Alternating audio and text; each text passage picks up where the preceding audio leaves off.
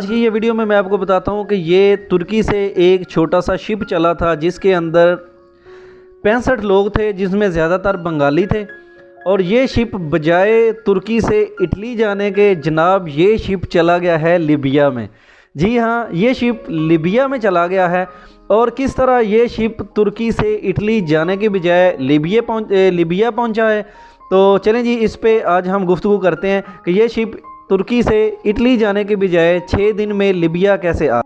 Libya کے اندر جناب اس وقت یہ شپ موجود ہے، اور اس میں پاکستانی، بنگالی اور افغانی لوگ شامل تھے، اور جن کی تعداد جو ہے وہ 65 بتائی جا رہی ہے۔ اور یہ اٹلی کے لیے روانہ ہوا تھا ترکی سے تقریباً 10 دن پہلے،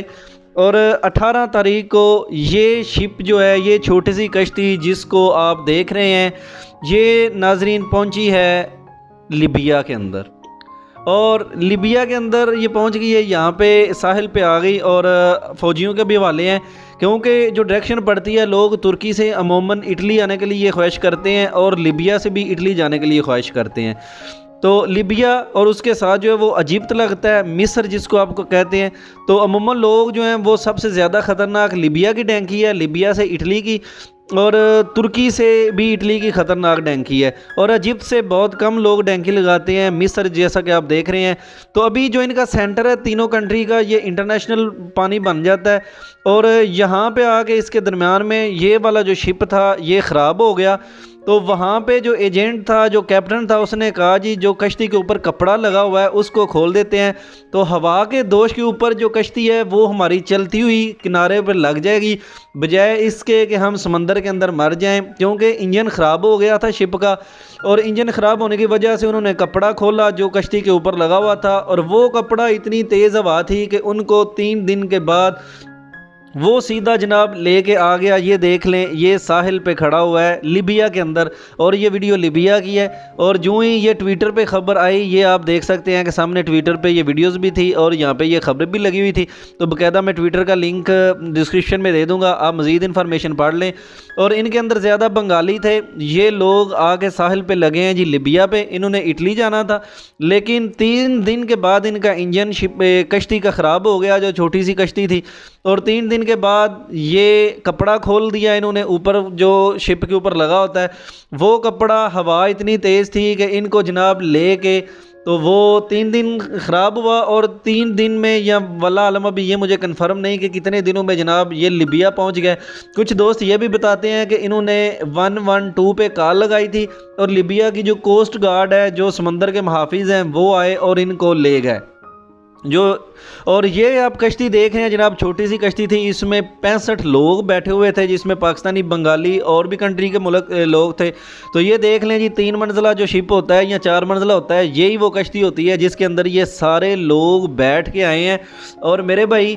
ان کی قسمت کہ اللہ تعالیٰ نے ان کو بچا لیا، کیونکہ سمندر کے اندر اگر شپ خراب ہو جاتا ہے تو سوائے موت کے کچھ بھی نہیں ہوتا۔ تو انہوں نے عقل مندی کا مظاہرہ کیا، اور ہوا تیز تھی جو ان کو ایک دفعہ بچانے میں کامیاب ہو گئی، اور یہ لوگ اپنی جان بچا کے کسی طرح موت کے منہ سے نکل کے لیبیا پہنچ گئے۔ اور میرے بھائی، وہاں پہ ان کو آرمی جو ہے اس نے پکڑ لیا ہے، یا وہاں کی جو سیکیورٹی فورسز ہیں ان کے حوالے ہیں، وہ ان کو کیمپ میں لے کے چلے گئے ہیں، جہاں پہ ان لوگوں کو رکھا گیا ہے۔ اور ان کا یہ کہنا ہے کہ ان لوگوں کے جو کشتی تھی اس کے اوپر لگا ہوا تھا امریکہ کا جھنڈا، اور انہوں نے امریکہ کا جھنڈا لگایا ہوا تھا کشتی کے اوپر، کیپٹن نے، واللہ عالم وہ کیوں لگایا ہوا تھا۔ اور ابھی ان لوگوں کو وہاں پہ انہوں نے کیمپ میں رکھا ہوا ہے، وہاں پہ جناب ان کو کھانا وانا جو ہے وہ UNO والے دے رہے ہیں، اور وہاں پہ ان کو پروٹیکشن کر رہے ہیں، ان کی ساری ذمہ داری۔ اور ابھی ان کے جتنے بھی وہ لوگ تھے ان سے موبائل وغیرہ بھی انہوں نے لے لی ہیں، اور موبائل تقریباً وہ 51 موبائل تھے، وہ میں نے ٹویٹر پہ سارا پڑھا تھا۔ ٹویٹر پہ یہ لکھا ہوا تھا کہ جناب یہ لوگ جو ہے وہ پہنچ گئے ہیں یہاں پہ لیبیا کے اندر، اور ان کے پاس سے 51 موبائل برآمد ہوئے ہیں، اور ساتھ میں میرے بھائی یہ لوگ ادھر اٹلی میں جانے کے لیے آئے تھے، اور ان کی جو کشتی تھی اس کے اوپر अमेरिका का झंडा लगा हुआ था, लेकिन इनको एक दफ़ा फिर नई ज़िंदगी मिल गई है। और नई ज़िंदगी जो है वो किस तरह मिली है वल्लाह आलम। अब इनके वो अभी दोस्तों से रब्ता होगा, हमारे बाप सोख जो उजराए हैं उनसे हम तस्दीक करके फिर आपको इंशाल्लाह नेक्स्ट अपडेट देंगे कि किस तरह हुआ। लेकिन बताने में ये आ रहा है कि जनाब इन्होंने शिप का कपड़ा खोल दिया था, इंजन टूट गया था। जो ट्विटर में भी लिखा हुआ था कि जो कश्ती थी उसका इंजन टूट गया हुआ था, और उसके इंजन ख़राब होने की वजह से जनाब ये कपड़ा इन्होंने खोला, और कपड़े को हवा इतनी तेज़ थी, इतनी तेज़ हवा थी कि वो जनाब इनको वहाँ से लेके सीधी लीबिया पहुँच गई। अब सवाल ये बनता है कि क्या ये लोग लीबिया से मौत का सफ़र करके जो है वो इटली का दोबारा सफ़र करेंगे या नहीं करेंगे। तो मैं आपको नाजरीन इस पे भी एक वीडियो बना के आपको इन्फॉर्मेशन दे सकता हूँ कि ये अभी आप देख लें कि ये कोस्ट गार्ड है और जनाब ये फायरिंग कर रहे हैं, जो लीबिया से इटली की तरफ जाते हैं उनके ऊपर शूटिंग कर रहे हैं। तो आप ऐसा समझें कि लीबिया से इटली जाने के लिए मेरे भाई इतना मुश्किल है कि बिल्कुल ही मुमकिन नहीं है, क्योंकि ये ब्लैक सी है और यहाँ पे बहुत ज़्यादा लोग मरते हैं। इतने लोग मरते हैं कि आपकी सोच है, क्योंकि यहाँ पे बहुत से लोग जो हैं वो लीबिया से डैंकी लगा के आए हैं। उनकी ज़बानी सुना है, वो कहते हैं कि जनाब इतनी इतनी ऊंची लहरें आती हैं जिनकी वजह से कश्ती के आगे जो है ना वो पानी भर जाता है और कश्ती नीचे सीधी समंदर में चली जाती है। अगर किसी को पुलिस देख ले या आर्मी वाले देख लें तो वो इनको प्रोटेक्ट कर लेते हैं और इनको पकड़ लेते हैं। पकड़ के जनाब अपने जो बड़े शिप होते हैं, बाज़ का इंटरनेशनल पानी होता है, वहाँ पे सिग्नल्स मिल जाते हैं। कभी इटालियन जो गॉड फोर्सेस हैं उनको सिग्नल मिल जाते हैं और कॉल हो जाती है। कभी वहाँ पे माल्टा एक कंट्री है, माल्टा की जो फोर्सेस हैं समंदर में जो हिफाजत के लिए हैं उनको कॉल लग जाती है। कभी लीबिया वालों को कॉल लग जाती है। तो ये लोग अपनी जान बचाने में कामयाब हो जाते हैं और छोटी छोटी कश्तियों से जान बचा के तो मेरे भाई इनको बड़ी कश्ती में एक पनाह मिल जाती है। और वो लोग दूर से देखते रहते हैं कि कोई बंदा डूब रहा हो, मतलब जितने भी सिक्योरिटी फोर्सेस वाले हैं, फिर वो आके इन तमाम लोगों को रेस्क्यू कर लेते हैं जो अपनी मदद आपके तहत यूरोप के ख्वाहिशमंद होते हैं। और अमूमन इस तरह की जो कश्तियाँ होती हैं जो हवा वाली होती हैं, ये काले अफ्रीकी लोग जो होते हैं वो मेरे भाई इतनी मुश्किल गेम है। ये देखें अभी ये लीबिया की तरफ से गेम में जो आती हैं, ये आपको मैं उनकी वीडियोस दिखा रहा हूँ।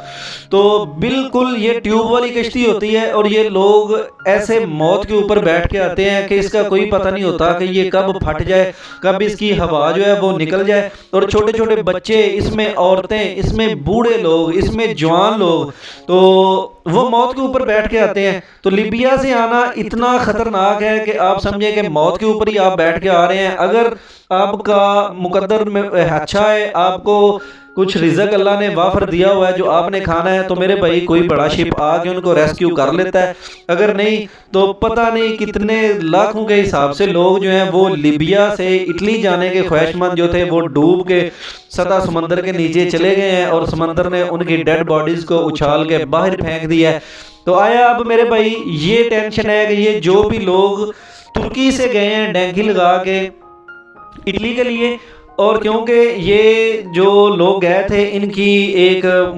सुनने में आया, मेरा ज़रिया ये बता रहा था कि एक लड़का था, उसकी माँ ने फ़ोन किया और वो बड़ी परेशान थी कि आज 4 दिन हो गए हैं हमारे बेटे निकले हुए हैं लेकिन हमारा उनके साथ राब्ता नहीं हो रहा। तो ठीक 2 दिन बाद और जो है वो जनाब पहुँच गए हैं जाके लीबिया, क्योंकि रास्ते में ये देखें आप लीबिया से अगर वो गेम करना चाहेंगे तो मेरा नहीं ख्याल कि वो आसानी से जो है वो इटली की तरफ आ जाएंगे। अब वहाँ पे अल्लाह जाने उनको सज़ा होगी, आया कितनी सज़ा होगी, 6 माह होगी, 1 साल होगी या 1 महीना होगी, ये उनका फ्यूचर अभी वो ही बता सकते हैं। तो जो ही उनके साथ हमारा राब्ता होगा तो आप तमाम दोस्तों को बताएंगे कि जनाब उन दोस्तों का जिनका शिप लीबिया पहुंच गया था गलती से, उनके साथ क्या रूनमा हुआ है और उनके साथ क्या बिहेव किया जा रहा है। तो हुआ कुछ इस तरह था कि जो भी लोग तुर्की से इटली के लिए निकलते हैं उनके लिए एजेंटों ने मुख्तलिफ़ किस्म की कश्तियाँ बनाई होती हैं, मुख्तलिफ़ किस्म के बोट्स जो होती हैं उनको उन्होंने जनाब परचेज़ किया होता है और लड़कों को बता देते हैं कि जनाब हमारे पास जो है ना वो 15 मीटरी शिप है, हमारे पास 30 मीटरी शिप है, मतलब 30 मीटर अगर शिप हो तो वो 90 फुट बन जाता है और वो तकरीबन गुजारा कर लेता है। और हमारे पास जनाब 3 मंजिल शिप है, उसके नीचे भी कमरा है, ऊपर भी कमरा है और ऊपर भी कमरा है। तो लोग जो वो बस 7-7 हज़ार यूरो 8-8 हज़ार यूरो एजेंटों को दे के تو میرے بھائی وہ موت کا سامان خود خریدتے ہیں۔ تو ان لوگوں کو بھی یہی بتایا گیا تھا کہ جناب آپ کی 3 منزل والی شپ ہے یا آپ کی 2 منزل والی شپ ہے، بہت بڑا شپ ہے، آپ تمام لوگ اس کے اوپر بآسانی سے بیٹھ کر آپ اٹلی پہنچ جائیں گے۔ تو پھولے پالے جو یورپ کے خواہش مند لوگ تھے جناب، انہوں نے وہاں سے پیسے جمع کروائے، ایڈوانس بکنگ کروائی اپنی، اور گارنٹیاں اپنی رکھوا دیں 7,000 یورو، مطلب پاکستانی 14 لاکھ روپیہ۔ اور اس میں بنگالی بھی تھے، بنگالی تو 10,000 ہزار یورو میں، مطلب پاکستانی 20 لاکھ میں بھی بک ہوتے ہیں۔ جو بنگلہ دیشی لوگ ہیں وہ زیادہ پیسے دیتے ہیں، اور وہ کہتے ہیں جی ہم سے چلا نہیں جاتا پیدل زیادہ، ہم جو ہے وہ مشقت نہیں کر سکتے، ہم سے پیسہ زیادہ لے لو بھائی، ہم کو آسانی والا گیم میں ڈالو۔ تو جناب ان سے پھر 10,000 ہزار یورو بھی لیا جاتا ہے، اور ان کو جو ہے وہ اس طرح کی کشتیوں پہ بٹھا کے سمندر میں دھکا دے دیا جاتا ہے، اور ایجنٹ کہتا ہے جی کیپٹن آپ کے ساتھ ہے، یہ آپ کو بحفاظت وہاں پہ لے کے چلا جائے گا۔ تو میرے بھائی بعض کا اپنی قسمت ہوتی ہے۔ ابھی کچھ لوگ مجھے بتا رہے تھے کہ اب صاحب ایک گیم جو ہے وہ 3 دن میں ترکی سے اٹلی پہنچی ہے، اور وہ 2 منزل کی شپ تھی، اور وہ ایسا ہوا ہے کہ وہ جو کیپٹن ترکی سے چلا کے لے کے آیا تھا ترکا، اس نے لوگوں کو وہاں پہ سڑک پہ اتارا ہے، اور اتار کے میرے بھائی ان کو پھر واپس شپ ترکی لے کے چلا گیا ہے۔ اور یہ بہت بڑا چیلنج ہوتا ہے کہ آپ کسی بھی کنٹری میں جائیں اور وہاں پہ آپ لوگوں کو اللیگل اتاریں، اتارنے کے بعد پھر آپ ان لوگوں کو اتار کے شپ زندہ سلامت واپس لے جائیں صحیح سلامت، اور انعام لیتے ہیں پھر، اور پھر اس بندے نے دوبارہ شپ کے اندر لوگوں کو وہاں سے رکھا ہے، اور 2 دن کے اندر وہ اٹلی پھر لے کے آ گیا، اور پھر اس نے شپ بھی پکڑوا دی ہے اور خود بھی پکڑا گیا اور لوگوں کو بھی اٹلی میں لے آیا۔ تو بعض کا تو میرے بھائی پھر اس طرح کے بھی معاملات ہوتے ہیں۔ یہ موت آپ اپنے سامنے دیکھ رہے ہیں، اگر یہ چھوٹی کشتی والے نہ آتے تو یہ بندے سمندر کے اندر ڈوب جاتے اور سارے کے سارے ڈوب کر مر جاتے، اور سمندر کا جو پانی ہے وہ لہروں کے ذریعے ان کی ڈیڈ باڈیز کو اچھال کے لیبیا کے یا مالٹا کے یا ایجپٹ کے یا ترکی کے کسی بھی ساحل سمندر پر پھینک دیتا، اور لوگ بے یار و مددگار وہاں پہ ان کے لاشیں پڑے ہوتے۔ تو میرے بھائی جو لوگ شپ کی ڈینکی لگاتے ہیں یا جو ویسے یورپ کے خواہش رکھتے ہیں، میرے بھائی یہ ان کے لیے ویڈیو ہے کہ آپ خدارہ ایسا کوئی بھی غلط قدم نہ اٹھائیں کہ جن کی وجہ سے آپ کو پچھتاوے کے سوا کچھ بھی نہ ملے۔ تو میرے بھائی دوست میرے ساتھ یہاں پہ کالے رہتے ہیں، میں نے ان سے پوچھا کہ لیبیا کا کلچر کیسا ہے، وہاں پہ لوگ جو جاتے ہیں تو وہ کہتے ہیں جی لیبیا کے اندر وہاں پہ آزاد حکومت ہے، کوئی کسی کی حکومت نہیں، وہاں پہ مافیا ہے، اور خاص طور پر اگر وہ پاکستانیوں کو، بنگالیوں کو یا افغانیوں کو، انڈین لوگوں کو پکڑ لیں، ان سے بھاری تاوان وصول کر لیتے ہیں، اور ان کو اغوا برائے تاوان کے چکر میں وہ رکھ لیتے ہیں، اور ان سے جو ہے نا وہ ہزاروں یورو یا ڈالرز منگواتے ہیں، اور پھر بھی ان کو دل کرے مار دیں یا دل کرے ان کو چھوڑ دیں۔ تو آپ دوستوں نے کومنٹ میں ضرور بتانا ہے، اگر میں کوئی مسٹیک کر گیا ہوں تو انشاءاللہ نیکسٹ جو ویڈیو بناؤں گا اس میں اس کو آپ ضرور دیکھ سکیں کہ وہ لوگ جو غلطی سے لیبیا پہنچ گئے تھے یہ شپ کے اوپر چھوٹی سی کشتی پہ، تو آیا ان لوگوں کے ساتھ کیا ہوا ہے، وہ لوگ دوبارہ وہاں سے نکل کے پاکستان جائیں گے